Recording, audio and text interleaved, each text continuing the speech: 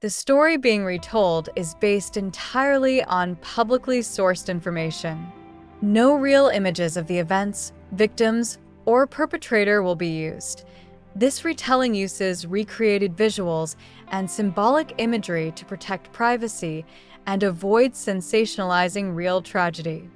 The night was deceptively quiet in Chesnee, South Carolina. Behind the walls of a seemingly ordinary motorcycle shop, for lives were about to be cut short in a way that would haunt the town for years. The air was heavy, the kind of stillness that makes every creak of the floorboards echo like a warning.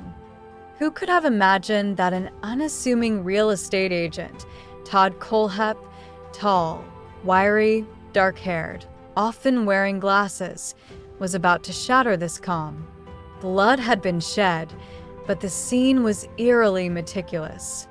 The victims, 4 men in their 20s and 30s with everyday routines, had their lives stolen with precision and cold intent.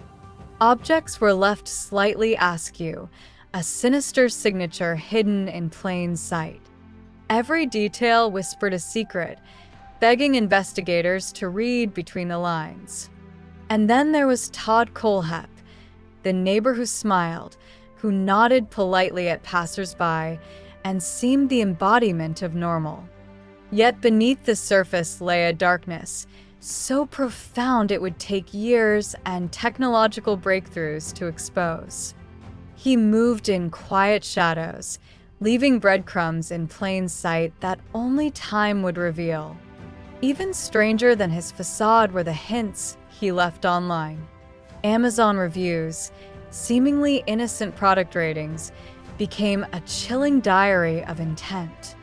Ordinary locks and shipping containers were commented on with cryptic messages, unnoticed by most, but not by those who would later piece together the puzzle. But the real horror was yet to come.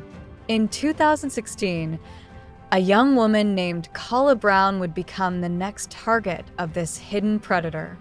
Held captive in a rusted metal container for 65 days, she endured unimaginable fear, yet survival demanded cunning and hope. Her rescue would reveal the depth of Kohlhepp's depravity and finally connect the chilling that's between past and present crimes. Every online clue, every overlooked detail, and every shadow in that small town told the story of a methodical killer who lived among his unsuspecting neighbors. And so, the stage was set. The quiet streets of Chesnee, the ordinary faces, and the cryptic online messages, all threads in a dark tapestry that investigators would unravel piece by piece. He smiled, polite, ordinary. But beneath the calm exterior lurked a mind capable of unimaginable horror. He smiled, polite, ordinary. But beneath the calm exterior lurked a mind capable of unimaginable horror. Todd Kohlhepp, the man who would become known as the Amazon review killer, hid in plain sight, your neighbor, your real estate agent, someone you'd never suspect. Over the years, he would take at least 7 lives and terrorize a town with a methodical precision that chilled investigators to the bone. It all began in 2003 at Cycle Works Motorcycle Shop in Chesnee, South Carolina, where 4 unsuspecting people were executed with cold, calculated efficiency. And then it didn't stop. More lives vanished. And in 2016, one young woman, Carla Brown, would be trapped for 65 days in a shipping container, staring into darkness as terror and survival intertwined. Kohlhepp left cryptic traces online, reviews of padlocks, chains, and containers that would later hint at the twisted mind behind the killings. Every murder, every disappearance, every silent observation revealed a predator who mastered control, blending charm with lethal intent. This is the story of how a quiet town became the stage for a chilling and calculated reign of terror. And it all started with one night, one shop, and one killer who hid in plain sight. The night of April 21st, 2003, was deceptively calm in Chesnee, South Carolina, with the moonlight casting long, wavering shadows across empty streets. Cycle Works, a modest motorcycle shop tucked away on a side street, glowed warmly from its interior lights, giving no hint of the horror soon to unfold. Inside, for people, Randy Randall, Megan Edwards, Johnny Joe Cox, and Susan Randall were finishing up their evening routines, oblivious to the approaching danger. The smell of motor oil and leather filled the air, mingling with an eerie tension that no one yet noticed. Outside, Todd Kohlhepp approached, tall and wiry, his dark hair combed neatly, glasses glinting faintly in the moonlight, exuding the calm demeanor of a man who belonged. He paused at the door, scanning the interior through the glass, memorizing the positions of the victims, the layout of tables, the exit routes. He paused at the door, scanning the interior through the glass, memorizing the positions of the victims, the layout of tables, the exit routes. Stepping inside, he greeted them politely, his voice calm and casual, masking the lethal intent beneath a veneer of friendliness. The victims barely registered his presence. Randy tightened a motorcycle chain. Megan arranged tools. Johnny checked inventory, and Susan swept the floor, each immersed in mundane tasks. Without warning, Kohlhepp drew a firearm with fluid, precise motion, his movements deliberate, controlled, and chillingly calm. The first shot shattered the quiet, echoing through the shop, vibrating metal tools, scattered motorcycle parts, and illuminating the terrified faces of his victims. Johnny Joe Cox, a stocky young man with short brown hair and a nervous demeanor, reacted first, ducking instinctively behind a workbench, but Kohlhepp's aim was exact. The bullet struck before he could escape. Randy Randall, tall and broad-shouldered with a calm, friendly expression frozen in shock, froze in place, eyes wide with disbelief, before a second shot ended his life almost instantly. Megan Edwards, petite with shoulder-length dark hair, and Susan Randall, medium build with light brown hair tied back, attempted to flee toward the exit, faces pale and terrified, but Kohlhepp stepped in their path, hand steady on the firearm, his calmness contrasting their panic. He fired methodically, each shot calculated to ensure minimal struggle, minimal noise, leaving bodies in precise positions among motorcycles, workbenches, and scattered tools. Johnny Joe Cox, stocky with short brown hair, collapsed near the center of the shop, his eyes wide in terror. Randy Randall, tall and broad-shouldered, lay stiff, frozen in shock. Megan Edwards, petite with shoulder-length dark hair, crouched defensively, and Susan Randall, medium build with light brown hair tied back, shielded her face in panic. Kohlhepp moved slowly through the shop, tall and wiry with dark hair and glasses, inspecting corners, checking each body, his expression cold and detached, a predator confirming his control over the scene. Some tools were nudged slightly, chairs repositioned, and floor mats shifted, subtle adjustments reflecting Kohlhepp's obsessive attention to detail and the ritualistic precision of his act. Blood pooled near the victims in controlled, small patches, never chaotic, showing the calculated and clinical nature of the killings. Once satisfied, Kohlhepp exited calmly through the front door, his tall, wiry frame silhouetted against the dim streetlights, expression unreadable, leaving behind a shop transformed into a frozen tableau of terror. Outside, the warm glow from the shop windows masked the horror within, while the town slept, unaware of the carnage that had just occurred inside. Investigators who arrived later observed the meticulous arrangement: Randy's body near a motorcycle, Johnny's behind a workbench, Megan and Susan near tools and chairs, bullet trajectories precisely mapped, every detail recorded as evidence of Kohlhepp's cold calculation. The victims' ordinary lives were brutally interrupted, leaving only scattered tools, overturned chairs, and the haunting remnants of their unfinished work, a stark reminder of their final moments. Todd Kohlhepp's first mass murder left Chesnee forever changed, a quiet town haunted by the echo of gunfire, the glow of shop windows, and the presence of a predator hiding in plain sight. After the 2003 massacre at Cycle Works, Todd Kohlhepp vanished from the public eye, blending seamlessly into his neighborhood, appearing as the polite, unassuming real estate agent and property owner. But the violence had not ended. His obsession with control, precision, and isolation only grew sharper, manifesting again years later in a remote part of Spartanburg County.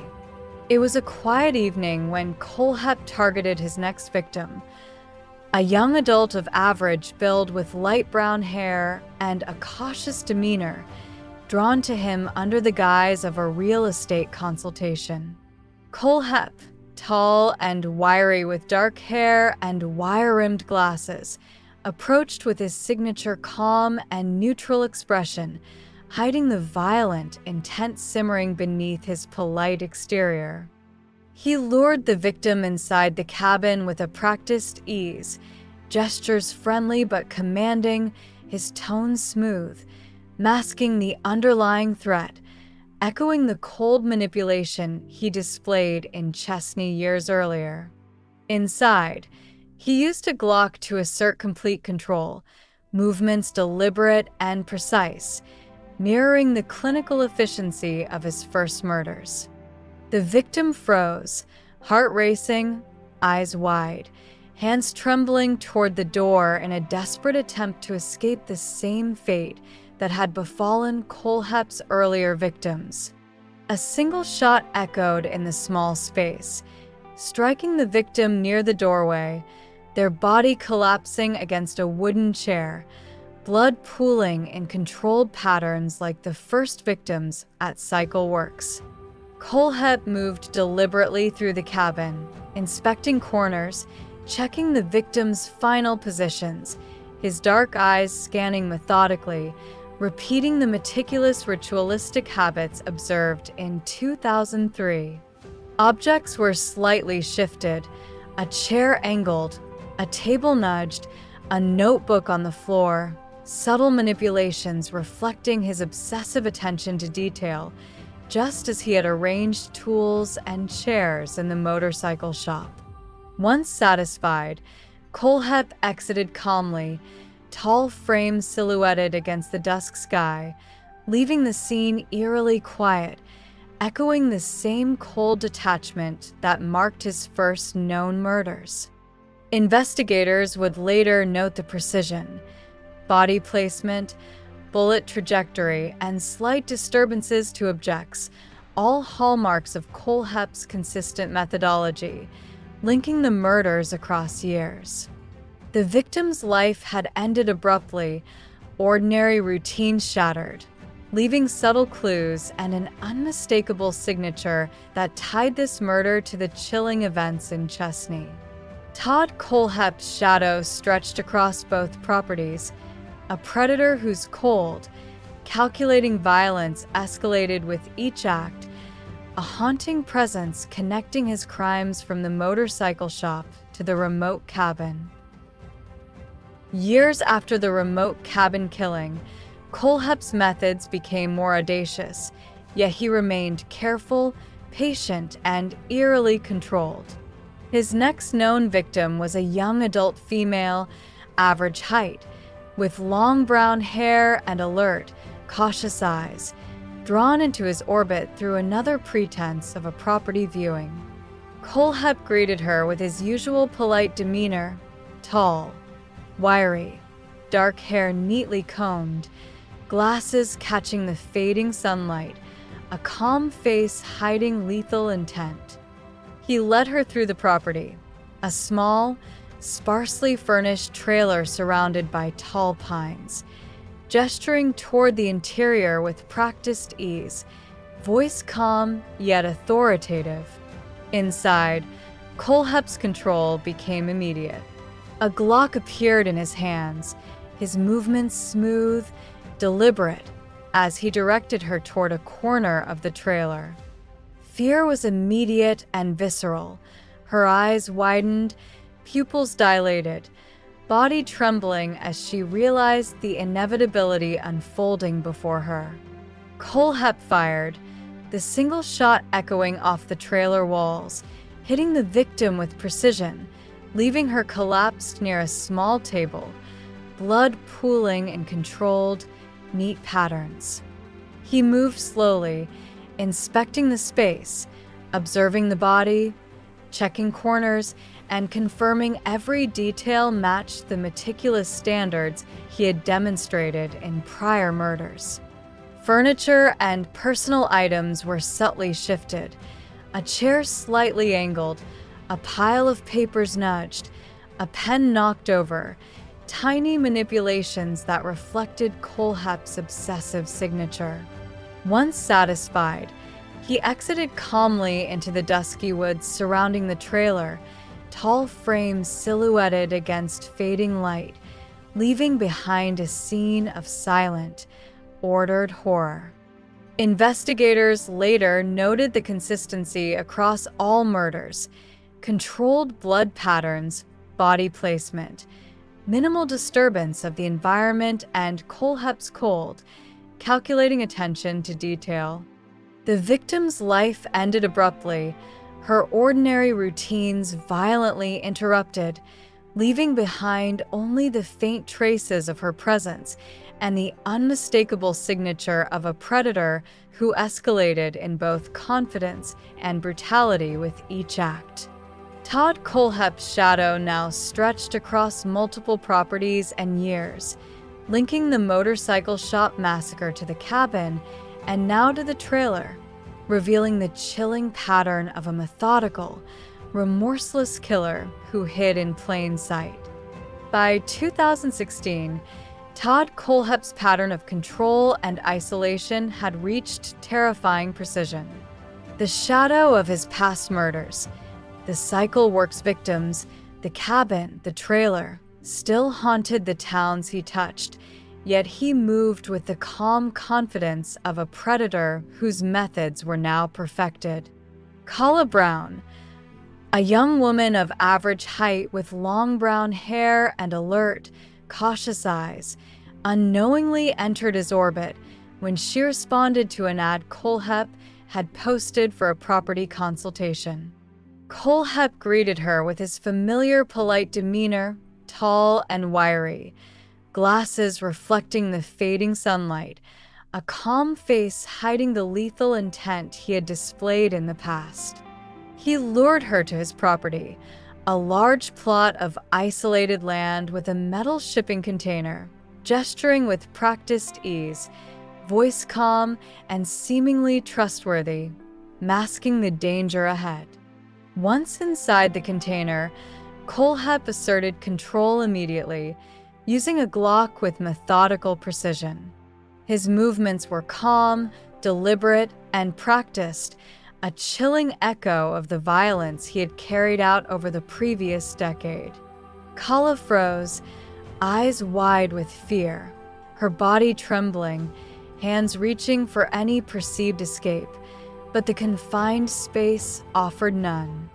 For 65 days, Kohlhepp kept her captive, isolating her from the outside world, rationing food and water, controlling every aspect of her environment, maintaining the meticulous control he had displayed in all previous murders. The container was silent, oppressive, every corner under his watchful gaze whenever he entered, his tall, wiry frame casting long shadows, emotionless eyes scanning for disobedience. Kohlhepp's methods mirrored his previous killings: control, precision, and psychological dominance. Objects were slightly shifted between visits. A chair moved, a container lid nudged, a small personal item out of place, subtle markers of his obsessive signature.